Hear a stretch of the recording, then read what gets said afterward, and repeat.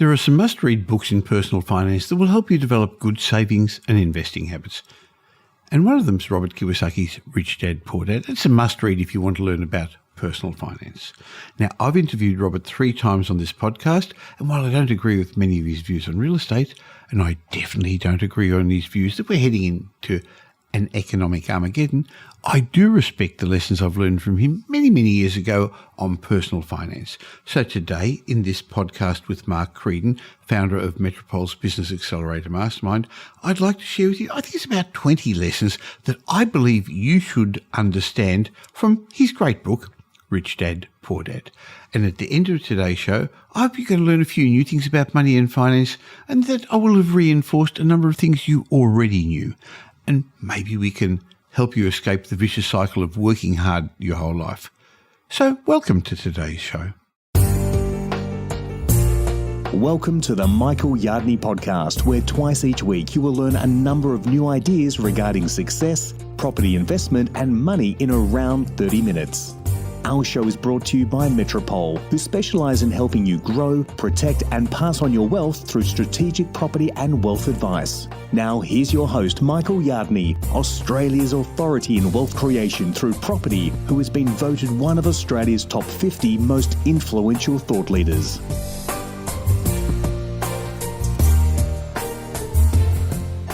Many people work hard but never seem to earn enough. They remain on what's called the rat race and never achieve financial independence. And the main reason this occurs is because people, they're not financially literate. They learn poor money habits from their parents or from those around them. And as they grow up, they then go to school, and the education system teaches them how to work for money. It doesn't teach them how to make money.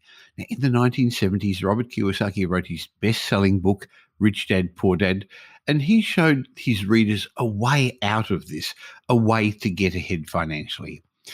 In his book, he says that the fundamental trouble with working for money is that a job's a short-term solution for a long-term problem.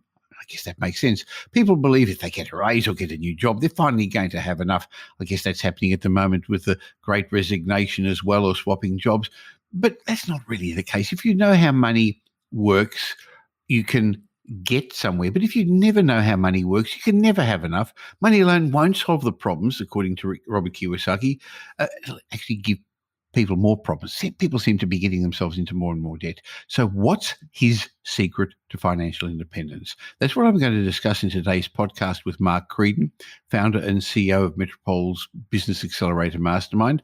And he's been coached to many successful Australian business people, professionals and entrepreneurs. Hi, Mark. Hello, Michael. Good to be here. Well, I know that you learned from Robert Kiyosaki, and I haven't. As I said in the first introduction, I don't agree with everything he says. And at the moment, he's been a real pessimist in a world where optimists do much better. And his views on real estate are different to mine. But I think his message about money is something that can be relevant to everybody. Oh, I think it is, Michael. If you look at what Kiyosaki says about money and put aside whatever the disagreements may be on property, I think there's some really good basic lessons there that we can learn ourselves, and then of course teach our children and grandchildren and help them to get those lessons. Well, I guess one of the ways that he talks about money is that the rich and the poor have different habits. And, you know, Tom Corley and I have written a book about that as well. So there are some similarities. But Robert Kiyosaki says that the rich make their money work for them, which I guess is the opposite of what the average. Now, by the way, maybe we should say, before we offend too many people, that we're not judging rich and poor and good and bad. It's just a way of describing people who've got a level of financial fluency and others. But if we do think about it, the rich do know how to make their money work for themselves, while the average person, they just keep working for their money. Well, that's right, Michael. I think, when Kiyosaki says that the rich don't work for their money, I think what he means by that is that they buy assets that generate income, don't they? I mean, probably one of the really important lessons that comes out of the book is exactly that, because he says, if you work for your money, then your mind will start thinking like an employee. But if you start thinking differently, you start thinking like a rich person. Well, he tells them to build assets. Yes. Of course, most people don't know what assets are. We'll talk about that in just a moment. But it's a different way of thinking to the average Australian. Well, it is. I think the interesting thing is when he talks about if you build your assets, then every dollar in that if you were looking at this as a sort of a spreadsheet, every dollar in that asset column kind of becomes like a hardworking employee. So you're actually getting the money working for you, Michael. Mm-hmm.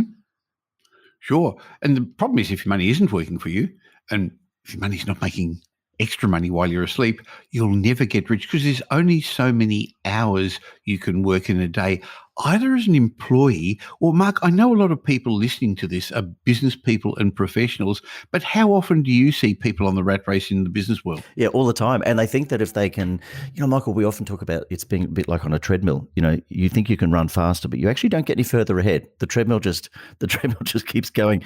And eventually, of course, it throws you off the other end when you just can't keep up. So have you ever been on a treadmill for half an hour, Mark, and realised it's only 6 minutes? Sounds like me on a treadmill all the time, Michael. Yeah. I think the other thing that I really got out of Kiyosaki, Michael, is that he says it's not, if we're talking about money, it's not how much money you make that matters. It's how much money you keep. Yeah. And how hard you make it work. Yeah. Is the other thing as well. So I guess one of the things, the underlying fundamentals is you've got to get a financial education. That's one of the lessons Robert Kiyosaki teaches as well. And in many ways, that's an asset too, isn't it? In fact, I think Michael Kiyosaki says that your financial education is your greatest asset. It's the single most powerful asset you have is your mind. And so if we train the mind well, it can actually create wealth for us by using it correctly. Sure. But many people have learned bad money habits from their parents, from things they saw, things they heard, things they experienced as a child. So the apple doesn't fall far from the tree. So therefore, the financial education most people get is get a good education, get a good job, work hard. I think the younger generation, the millennials, don't believe that as much anymore, do they? No, I don't think they've bought into that same sort of methodology or that same theory that you and I certainly grew up with. Michael, it's probably a good point to raise this because one of the things that we see, particularly with professionals in private practice, is, their kind of defense is, but I'm an intelligent person. So, I solve problems, I get paid for it, I get money from that. But there's a vast difference, isn't there, between being an intelligent person and being a financially intelligent person? Well, I call it financial literacy. So again, it maybe takes away the stigma of intelligent, not intelligent, smart, not smart. But some people are financially illiterate and some people are more literate. It's like learning actually it is like learning a new language. Yeah, it is. So you can be highly educated and be successful, but that doesn't mean you know how to speak Italian or French. And much the same, you may not know how to understand the language of money, tax, finance, property. I guess right at the beginning, he says, start your financial education, read books, listen to podcasts. But Mark, I'd be very careful who you choose as mentors. You've got to choose wisely because the booming times of the last couple of years have brought out a whole lot of, well, let's call them enthusiastic amateurs. There's one who I just saw recently on Instagram today, this morning, advising people how to buy multi-million-dollar properties, and he's 27. Yeah. Yeah, Michael, it's the same in the business coaching game. I mean, I was just having a conversation with somebody then who's just joined our Mastermind program, and they were saying that they'd been working with a coach previously, and what they found out is that coach took a 6-week course. So they left uni, took a 6-week course, and became a coach. I mean, that's the problem. I think in boom markets, you do get those enthusiastic amateurs, and that's where you need to be very careful about where you get that advice from. Well, currently we're going through a period that's going to challenge investors and business owners, a period of higher inflation, higher interest rates, possibly a recession, hope not. And you've got to actually deal with somebody who's had life experience, got the perspective to give advice to others, not somebody who's just read it theoretically. Because what happens is as life evolves, as business challenges come up, as property challenges come up, your emotions will get the better of you if you haven't actually lived through this before. The second, third, fourth time you go through a bad experience, the easier it is to work through, isn't it? Yeah, it is. And it's one of the things that Kiyosaki says actually is to actually be in control of your emotions, to don't let fear or opinions of the general public or even the media. And we're seeing a lot of that now, aren't we, with the media? You and I were just having this conversation on my drive home last night, in fact, about media spreading lots of doom and gloom stories because that's what sells airtime. And that's the product that they have to deal in. Well, they had a really field day with coronavirus headlines for a while, and then the unfortunate situation overseas in Ukraine and Russia. So now they're looking for other things to scare us. So, yes, don't let emotions control you. And I guess that's why it's important to have a plan, either a strategic property investment plan for your investments, or I know you do a business plan for businesses. But it's really difficult to make sound financial decisions unless you know what you want to achieve, unless you know your timeframes. And if you don't have a plan, when things tend to get rough, when the world gets difficult, and it's going to, you tend to default to what other people are doing, or as you said, what the media is telling you, or what other people are saying. So having a plan not only stops you from being swayed by emotions and fears, but it actually tells you what you should do. But I think more importantly, Mark, what you shouldn't do. Yeah, so it certainly keeps us on track. And I think one of the things that Kiyosaki says, Michael, is that, when share prices decline, people get scared, they run away. If the local supermarket has a sale, people buy up big and buy as they can. So having that plan stops you being reactive and enables you to be a lot more proactive. And so you can take advantage of opportunities because you've actually made a plan for that, as opposed to just kind of knee-jerk reactions. Well, I know at Metropole's Business Accelerator Mastermind, you build a business plan for our clients, but it's actually nowhere near as detailed as the property strategy plan, which often runs into 100 pages. But I think if you gave a business owner a 100-page business plan, or even a 20-page business plan, they wouldn't follow it. No, we see people pull those off the wall, off the shelf, and blow dust off the top. So our business plan, unlike the property plan, Mike, it's only about 99 pages short of your 100-page plan. But the reality is, it's still a plan, and it's a plan which is really a roadmap. And again, having that plan, it helps you stop being swayed by emotions. You don't have to think about fear and greed when things get tough. You don't default to what other people are saying, what other people are doing. You've got a very clear roadmap for where you want to be. I think the other difference between our strategic property plans or the wealth advisory plans, which are long-term, even though the business plan is to get somewhere in the long term, you do it in 90-day chunks, which is not the sort of thing you can really do in property or wealth, is it? No, it's not. Do you remember, though, Michael, do you remember the time when business plans used to be 10-year plans and 20-year plans? Yeah. And the reality is the market is changing that quickly. Technology is changing that quickly. Who would have thought that 2 years ago we would have the kind of staff labor shortages that we have now? Who would have thought we'd have the supply chain issues we have now? If we'd done a 10-year plan 10 years ago, it would be out of date already now. So we need to keep it in bite-sized chunks, and that's exactly how we map it out. And similarly, in the property arena at Metropole, we review our clients usually on an annual basis, but I know you've actually got a much more intimate, I've got to use the word correctly, relationship with the clients of Business Accelerator Mastermind. Yeah, absolutely. So we sit down every 6 weeks and work out where they're going and where they want to be, and just make sure that any plan that we've created for them is actually on track, that the 90-day plan is working. We just keep adjusting it to make sure that it meets change. And the reality is, Michael, we've got some changing markets now. So we're moving into some new and territory. More challenges. Absolutely. So what we want to do is double down, be prepared for those, get ready for them, and know that when they come up, they're not going to blindside us. Now, getting back to Robert Kiyosaki, we got sidetracked on the stuff that we enjoy talking about, Mark. But one of his lessons is you should know the difference between assets and liabilities. And in his word, an asset is something that puts money into your pocket, and a liability is something that takes money out of your pocket. And he says that the rich acquire assets like shares and property investments, and the poor acquire liabilities, doodads, commitments and obligations. Yeah, Michael, unfortunately, and you would see this in your experience, I've seen it in business, people tend to buy liabilities and they think they're assets.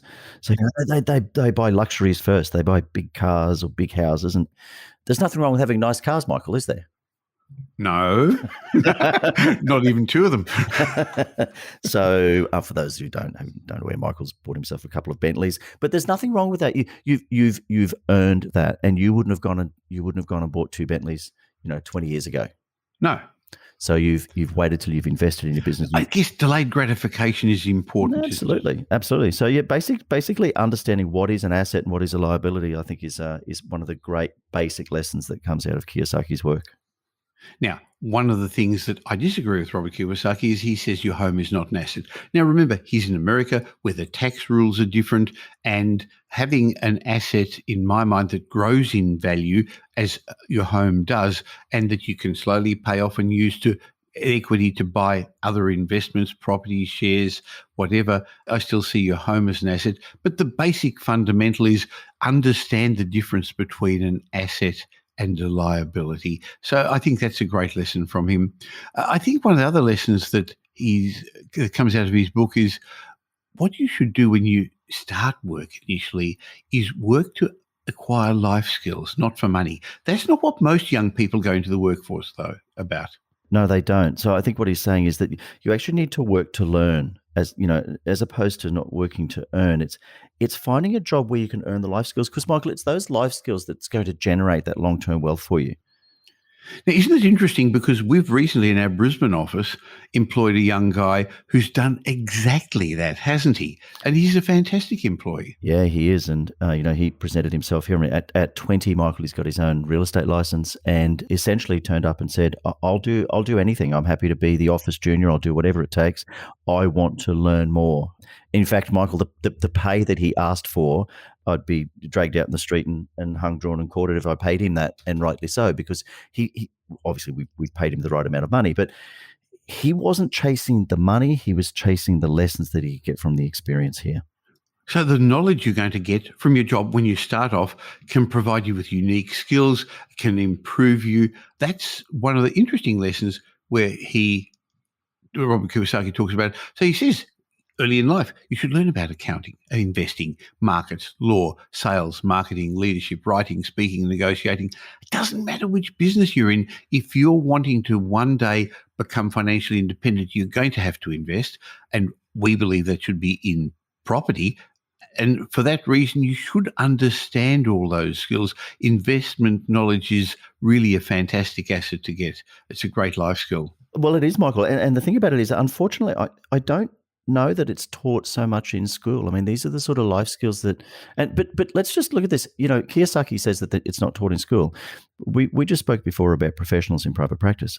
It's not really taught in university either. I mean, we have professionals come out very, very good lawyers and doctors and accountants and very good at what they do, but they're not taught some of those basic life skills that actually lead them on that path to financial freedom, Michael. I think the other thing that isn't taught is emotional intelligence, EQ, communication skills, people management skills, because if you're going to want to get somewhere in business in particular, you need to learn those skills. Well, you do, because if you can understand people management skills and communication skills, then you get to actually know the right questions to ask from the right people, as opposed to, again, reacting to what everybody else is doing. So how do you find that when you come across new clients at Business Accelerator Mastermind? How many business owners, professionals actually do have EQ and effective emotional intelligence? It's probably the minority. It is one of the things that we talk about, how to help people to understand those communication skills. In fact, I was just having a conversation with somebody just this morning saying that ability to manage people using emotional intelligence is probably the toughest part of any management. But I think if you can get on top of that, that's going to put you on the right path. So it's very much an important part of what we work on. Sure, because you can be a good scientist, you can be a good technician, even be a good plumber, but that doesn't mean that you can communicate with other people. And that's why I found, to be blunt, I wasn't years ago, and I used to be much more arrogant than I am now. And having a good coach, seeing my blind spots, teaching me, helping me, has gotten me into the position where I am. And to be transparent, you've been my business coach for over a decade now.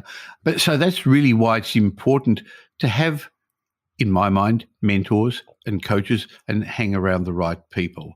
You're saying, Michael, that you can teach an old dog new tricks? Well, you taught me in my late 50s, in my 60s. So the answer is yes. But I think that's the other thing. Yeah. You have to be coachable, don't you? Well, you do. But the reality is everybody is coachable. And I remember having a conversation with a former colleague of yours about 10 years ago, and him saying to me, I remember what you're going to say. Him saying to me, the problem is I'm not coachable. And my answer was, you're right. It's like the old Henry Ford. If you think you're wrong or think you're right, if you think you can or you think you can't, you're right, I should say. So does that mean it's ego in some ways, that people say, I don't need a coach, I don't need a property advisor, I should be able to do it on my own because I'm smart? I've always said to my kids, if we could just remove should from the vocabulary, in most cases, that would be fantastic. But yeah, it is ego. I don't need advice. I can do this all on my own. despite the fact, Michael, that you watch them, and in fact, I can think of a couple of people that you and I know quite well. You watch them making the same mistakes time and time again, and you reach and you try and help. But yeah, I think ego unfortunately plays a part in that. As we go back to the lessons from Rob Kiyosaki's great book, Rich Dad, Poor Dad, he tells us the rich are prepared to take risks, while the average person is scared to fail. Yeah, Michael, that's right. He says that every rich person has lost money at some point, but many poor people have never lost a cent. Now that's interesting, isn't it? Yeah. But interestingly, though, just like the poor, the rich also have a fear of losing money. But the significant difference between the two is how they manage that fear. So, instead of being terrified and being frozen by that fear, they actually learn to deal with that fear, and they use that fear as inspiration as opposed to something that holds them back or defeats them. So playing not to lose money means you're never going to make money.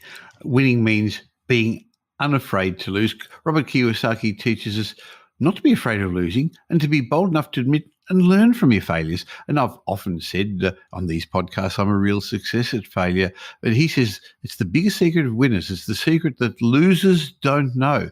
The greatest secret is that failure inspires you to have another go. So it's not the loss that should be concerning you. It's okay, it's just another step forward. Yeah, 100%. And certainly there's lots of examples. When we talk about Colonel Sanders, we can talk about Sylvester Stallone, if we're talking about sort of celebrities and all the various failures they've had, but each time they've got back up and worked toward getting a win. So the failure has actually been an inspiration to them, and they haven't taken defeat. Imagine if Sylvester Stallone had taken defeat, Michael. There'd be no Rocky movies. Oh, well, I didn't see the last couple, but I saw the first few, and I did enjoy them. Yeah, he's done well, hasn't he? Hasn't he? Yeah. One of the other lessons from Robert Kiyosaki is learn to manage risk. And he says in his book that investment isn't risky. Not knowing the investment is risky. If you want to reduce risk, then increase your knowledge. Now, Mark, I often, when I'm discussing property development with clients, ask, is it risky? And they'll say yes. And I said, well, no, it's not to me. It is to you because you've never done one before. But at Metropole, we've done hundreds, probably, actually, we should count up one day to be into the thousands of medium density developments for clients. And I've done lots and lots and lots for myself. So doing a 2 townhouse or 5 townhouse development isn't risky for me. Now, if you ask me, is doing an apartment building risky? Well, I've only ever done one, and I sort of made money on that, but that was during the property boom of the 80s, and I wouldn't do it again now. So it's actually not the structure, what you're doing. It's actually the knowledge of, are you able to do it? And Mark, I assume it's much the same in business. Yeah, it is. It is exactly the same. I mean, going into business is risky, absolutely. But going into business without knowing that it's risky, without understanding what the process is. So as Kiyosaki says, if you want to reduce the risk, then increase your knowledge. And I think the other point he makes too, Michael, is something we said before, is, you don't learn that in school or university or trade college or wherever, at TAFE or wherever it may be. Unfortunately, that really comes from sitting with people who understand, have been there, walked the walk, and had that experience. Well, you can take a shortcut by having the right people around you. It's impertinent to think that you can buy a property and have the same depth of knowledge of a local market than one of the buyer's agents at Metropole who's been a selling agent for 15 years beforehand and bought 100 properties in the last year or so. So that makes a difference too. Now, interestingly, Robert Kiyosaki encourages people to get into business. He suggests people start a business, but he doesn't suggest you leave your job initially, but you should maybe build a business on the side, because unless you do, you're going to be struggling all your life working for somebody else. So he says, start a business and grow it. 100%. And lots of the very successful people that we work with in Business Accelerator Mastermind have started their business as a side hustle. They've had a job, they've started a side hustle, they've improved that, they've worked on that, they've built that, they've been able to leave their job. So I think it's great advice. And I just think the concept of working for someone else is probably never going to get you to the level of financial freedom that having your own business will get you to. Sure. Now, businesses aren't for everybody. Some people are not made to be business owners, and you can still become wealthy by getting a good job and investing. But in principle, if you invest in property, you should be treating your property investments as a business as well, and each of your properties as an employee. But if we're talking about the conventional sort of business, I know they're the sort of people you work with. I actually want to go through a couple more points, good points that I've learned from Robert Kiyosaki's book. But before we do, we keep talking about Metropole's Business Accelerator Mastermind. So why don't you explain to those who are listening to us today what exactly it is and what you do? Well, Michael, what it is a business coaching program that helps service business owners and professionals in private practice to spend 45% less time in their business, earn 55% more income in 18 months or less. That's a bold claim, Mark. Well, it is a bold claim, but I can give you a list of all of the people in our program over the years who have achieved exactly that. So, provided that that people follow the process, they work with us, and they implement as we move along. And by the way, it's a done with you program, so it's not a DIY. It's actually done with you. And provided they do that, then we know that works. We've got the systems and processes that are known, proven, and trusted, Michael.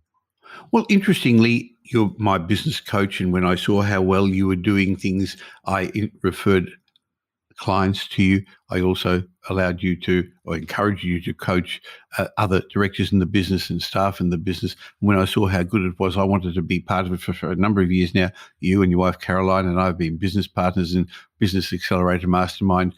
And I've been very proud of how it's helped a lot of business owners and professionals.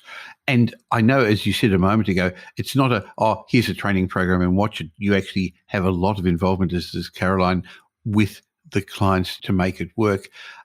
But I think it's important to recognize that it's not for everybody. So who wouldn't you encourage to work with us at the moment? Sure. So the program's not for people who are just thinking of starting a business. It's not for people who have just got they've got an idea. They've had an entrepreneurial idea, but they're still working in their job and thinking they might put this together. So it's not for brand new. It's not for brand new startups. It's really for people who are already in business, in service business or professionals practice, Michael, where the business is just too reliant on them, and they're at the point in time where they've achieved success, but they'd really love to be able to get the freedom without losing the money, the reason they went into business in the first place. So they actually get to enjoy it as opposed to it being a bit of a rod on the back. Now, I'll leave a link in the show notes on how to get to Mark, but if you go to metropolemastermind.com.au, you can have a chat with Mark and see if our Metropole's Business Accelerator Mastermind program would work for you. But let me make it clear that you promised that we could work, was it 40% less? Yet I'm actually working as much as when we first started. But having said that, I'm doing what I want to do, when I want to do it, how I want to do it, and with whom I want to do it. So I've actually chosen not to work less. So Pam gets up in the morning twice a week and plays golf. She gets up earlier than me. I'm sitting here doing my podcast, writing, doing the videos. So I'm actually doing the bits that I guess is in my flow. So you've taught me and given me the freedom to do that because I've chosen not to retire, not to slow down. Yeah, that's right. So imagine if you can work 45% less in the stuff that you don't want to be working on, getting out of the operational, the day-to-day, and working on the stuff that is in your flow.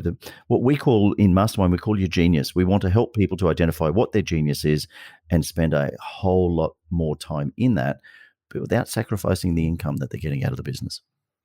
Right. Well, one of the reasons you do it is because you should have a reason for doing it.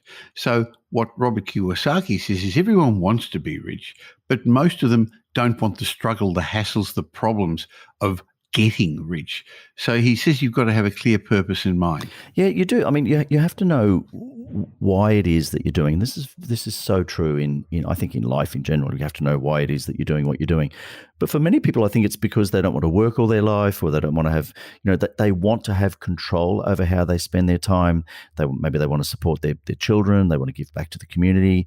And by the way, if we look at all of the people, Michael, that you and I work with across property, across wealth, across business, that pretty much describes the vast majority of the people. And we've done this exercise at Wealth Retreat in years past as well. It's interesting to understand what people's why is, but you do have to have clarity on what your why is. And if you don't have a good reason, it's actually difficult to stay on the path, especially when all the challenges come. So I think another lesson, and that wasn't a Robert Kiyosaki one, but it actually fits in with this, is it's not your fault if you were born poor, but it's your fault if you die poor. So if you want to become rich, then you actually do have to delay gratification. You do have to learn to become financially dependent. You do have to get a business on the side, even if it's just a property business. You've got to do all these things that Robert Kiyosaki and all the other clever people tell you as well. And one of the other lessons you've got to do as part of the delayed gratification, Mark, is pay yourself first. If you can't get control of your own finances, then you're never going to be rich. Yeah, it's a really interesting, Michael, because this is something that we talk to clients about a lot, about having to pay themselves first. And initially, it's something they struggle with because most people in business, they pay out all their bills, they pay everything they need to do, and they sort of accept the crumbs that are left. But each month, if you invest a certain amount of money into income generating assets, and I also think into educating yourself, into improving yourself, working with coaches, working with mentors, then if you come up short, what happens is there's a whole lot more pressure on you to inspire you to come up with innovative ways to get the money to pay those bills, as opposed to sort of going, oh, well, that's all that's left, so I guess that's what I get paid. Now, interesting you mentioned about investing in yourself a moment ago, and I think that's important. You should invest in yourself, and you should invest in your future because you're going to be living there a long time. So as a property investor, we believe you should invest in working with our team at Metropole to build a strategic property plan and plan to become the person you plan to become. And it's actually much the same in Metropole's Business Accelerator Mastermind. You've actually got to spend money, invest money in getting the right coaches and the right systems in place. It's not an expense, really. I use the word incorrectly. It's an investment.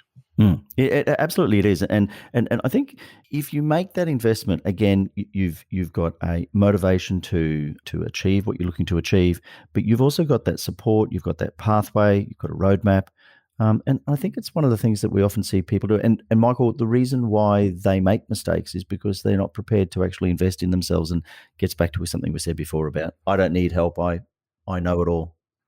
Well, if you want to use the same business coach I do, go to metropolemastermind.com.au, have a chat with Mark, see how he can help you, and I'll leave a link in the show notes. But Mark, I think having discussed all these things, there are some great financial lessons in Robert Kiyosaki's great book, Rich Dad, Poor Dad. And if you haven't read it, I really do recommend you do it. However, as I said, I don't agree with his views on residential real estate or that your home's not an asset. On the other hand, as I said, he's talking about property in the United States, which is very different to here.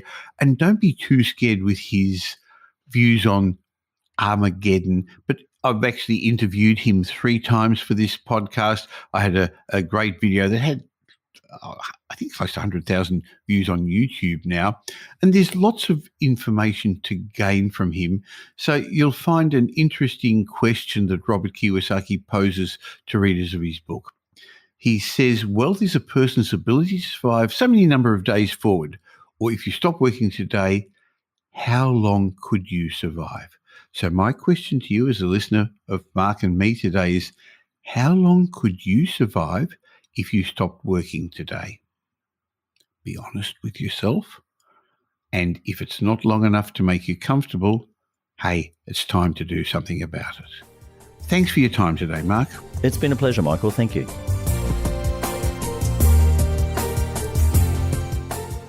Now here's Michael's mindset message. Remember, a change in your thinking will lead to a change in your life.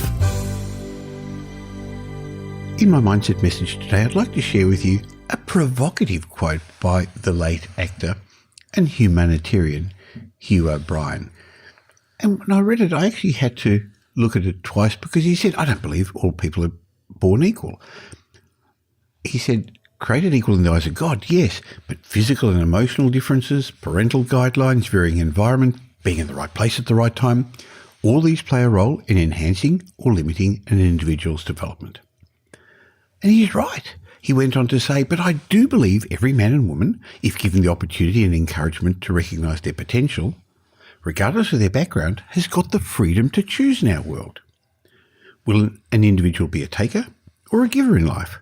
Will that person be satisfied merely to exist or seek a meaningful purpose?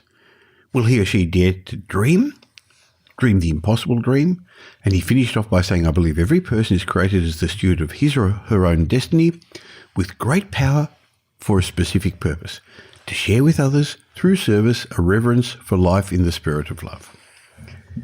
Well, interesting thoughts. So, no, we're not all born equal, but if you're listening to this in Australia or one of the other great countries that a lot of people listen to this podcast in, you've already won the lottery in life. You've won the lottery by being born at this time. Now, I know there are a lot of challenges going on in the world and probably in your life personally, but you have the opportunity, as Hugh O'Brien said, to decide your destiny. You're the steward of your future. So be the pilot of your life. Don't be a passenger just going on a ride. Thanks for spending the last 40 minutes or so with us. And if you got some benefit from the lessons that Mark and I were talking about with Robert Kiyosaki, and you know somebody else who'd also benefit from these lessons, please tell them about the Michael Yardney podcast. There's a share button on every podcast app down the bottom usually. Just send them this or tell them about it, or you can tell the world by leaving a review. Now, there's lots of other lessons in the past episodes of the Michael Yardney podcast. I think we've done about 400 shows now. So there's fun ones I do twice a month with Mark Creedon like this, or others as well. Why not listen to some of the old shows when you've got some time? They're each an individual lesson on their own. Now, I've got another way of you learning a bit more about money, property, success, finance. I've got a bunch of ebooks and reports for you. Why not go to podcastbonus.com.au, podcastbonus.com.au, and you can pick up those special gifts I've got. Now, I'll be back again real soon, but you can catch me on social media in the meantime. Just look for Michael Yardney or go to the private Facebook group, my private Facebook group on Facebook, of course. Just look for the Property Update Facebook group, where every day I leave some tips, some tricks, something that I don't leave elsewhere that can help you. And as I said, I'll be back again real soon. In the meantime, have a great week. Make it a great week. Thanks for listening to this episode of the Michael Yardney podcast, which was brought to you by Metropole, who help their clients grow, protect, and pass on their wealth through strategic property and wealth advice. If you like what you heard and don't already subscribe, you'll find us on iTunes or on your favourite Android app as the Michael Yardney podcast. Watch out for our next show, which comes to you twice a week, and you'll learn some new ideas about property investment, success, and money in around 30 minutes.